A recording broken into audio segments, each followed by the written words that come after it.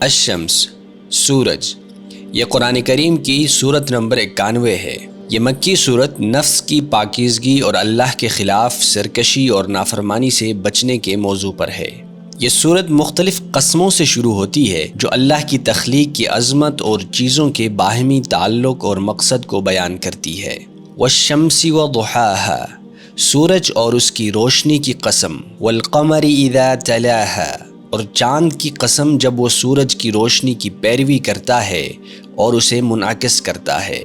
یہ ظاہر کرتا ہے کہ چاند اپنی روشنی کے لیے سورج پر انحصار کرتا ہے۔ والنہار اذا جلاها، اور دن کی قسم جب وہ اسے ظاہر کرتا ہے۔ یہ سورج کی عظمت کو اجاگر کرتا ہے جب وہ دن کو روشنی اور گرمی سے بھر دیتا ہے۔ واللیل اذا یغشاها، اور رات کی قسم جب وہ سورج کو چھپا لیتی ہے، یہ سکون فراہم کرتی ہے۔ والسماء وما بناها، اور آسمان اور اس کے بنانے والے کی قسم۔ والارض وما طحاها، اور زمین اور اس کے بنانے والے کی قسم۔ پھر اللہ نفس یا روح کو مخاطب کرتے ہوئے فرماتے ہیں کہ ہماری زندگی کا انداز آخرت میں کامیابی یا ناکامی طے کرے گا۔ وَنَفْسٍ وَمَا سَوَّاهَا، اور نفس اور اس کے بنانے والے کی قسم۔ فَأَلْهَمَهَا فُجُورَهَا وَتَقْوَاهَا، پھر اس میں حق اور باطل کا شعور عطا کیا۔ قَدْ أَفْلَحَ مَنْ زَكَّاهَا، بے شک وہی کامیاب ہے جو اپنی روح کو پاک کرتا ہے۔ وَقَدْ خَابَ مَنْ دَسَّاهَا، اور وہی ناکام ہے جو اسے خراب کرتا ہے، جو اسے بری عادت میں ڈال دیتا ہے جس کا نتیجہ ناکامی کی صورت میں ہوتا ہے۔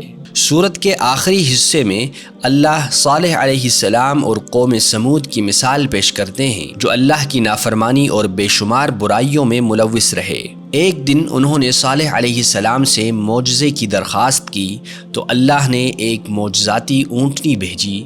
کذبت ثمود بطغواها، قوم سمود نے تکبر کی وجہ سے حق کے پیغام کو رد کر دیا۔ اذ انبعث اشقاها، جب ان میں سے سب سے بدتر شخص اونٹنی کو مارنے کے لیے اٹھا۔ فقال لهم رسول اللہ ناقۃ اللہ وسقیاها، لیکن اللہ کے رسول نے انہیں خبردار کیا، اللہ کی اونٹنی کو مت اذیت دو اور اس کے پانی پینے کی باری کا احترام کرو۔ انہوں نے اپنی قوم کو ہدایت کی کہ اونٹنی کو مخصوص دنوں میں بغیر کسی رکاوٹ کے پانی پینے دیں۔ فَكَذَّبُوهُ فَعَقَرُوهَا فَدَمْدَمَ عَلَيْهِمْ رَبُّهُمْ بِذَنبِهِمْ فَسَوَّاهَا، پھر بھی انہوں نے نافرمانی کی اور اونٹنی کو ذبح کر دیا تو رب نے انہیں سزا دے کر زمین میں ملا دیا۔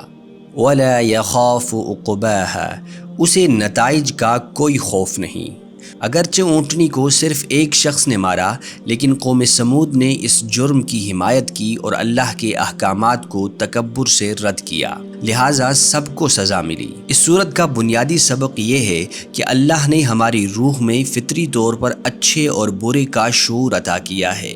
اس نے ہمیں راستے کا انتخاب کرنے کی آزادی دی ہے۔ اللہ کے احکامات کی مسلسل نافرمانی روح کو خراب کرتی ہے، جیسا کہ قوم سمود کی مثال سے ظاہر ہوا۔ تاہم نیک عمل کرنا اور برے اعمال سے بچنا بہت محنت طلب ہے جو اللہ کو پسند ہے، لہٰذا ہمیں اس کی رضا کے لیے کوشش کرتے رہنا چاہیے اور اللہ کے فضل سے اس نے نیک کوششوں کا انعام دینے کا وعدہ کیا ہے۔ ہمارے پروجیکٹ میں تعاون کے لیے آج ہی ہماری ویب سائٹ پر جائیں اور مزید ویڈیوز بنانے میں مدد کریں۔ ہمارے یوٹیوب چینل کو سبسکرائب کریں تاکہ مزید مواد تک رسائی آسانی سے حاصل کر سکیں۔